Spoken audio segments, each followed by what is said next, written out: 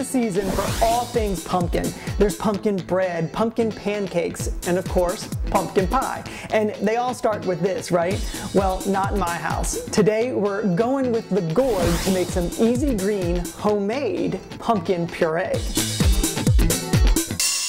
You can blow your friends and family away with your next pumpkin dish by saying, yes, I pureed the pumpkins myself. It sounds really impressive, but it's actually super simple, and of course it's good for the environment and your pocketbook. First things first, start with a nice, firm, blemish-free pie pumpkin. Not a jack-o'-lantern pumpkin. Trust me, you only make that mistake once, maybe twice. And I know that some people do use these jack pumpkins for their pies, but I think they're way too much work, and the flavors are just not as good as these little sweet pie pumpkins. But whatever you use, just make sure it's nice and clean, and you'll want to pull the stem off. If your stem doesn't just pop right off, give it a good firm tap on your countertop, and it should fly right off. With a good sharp knife, cut your pumpkin in half and scoop out all the seeds. And don't throw those seeds away, set those aside for later.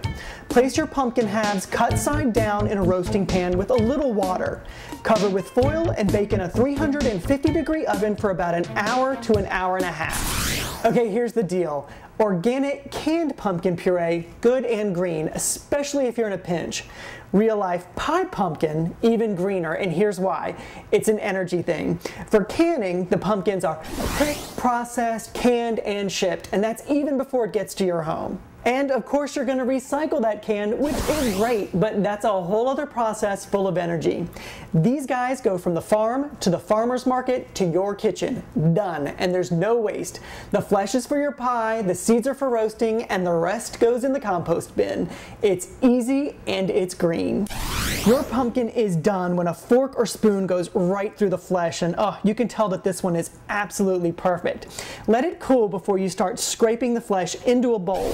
And then what we're going to do is we're going to just mash it up with a fork or a potato masher. I've used it just like this in cupcakes and pie recipes, but to really concentrate that pumpkin flavor, you want to get rid of some of that water. And to do that, line a strainer with paper towels or a coffee filter. Then dump your puree in there and let it drain for 2 to 3 hours in the fridge, or overnight really works best. While the puree is draining, rinse your seeds of all that pumpkin goo. A small pie pumpkin should give you more than half a cup of seeds. That's the perfect amount for snacking. Simmer them in salted water for about 15 minutes, then drain and dry them on paper towels. Now you can go sweet or savory here by adding cinnamon or pepper or garlic powder. I've got a little bit of a Spanish flair going. I added some adobo seasoning.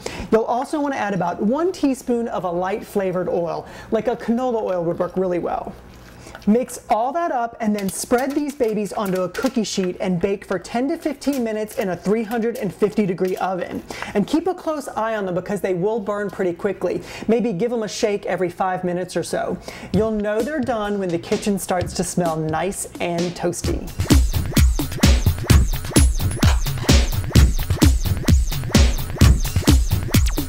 You can munch on those seeds while you whip up something super delicious with your homemade pumpkin puree.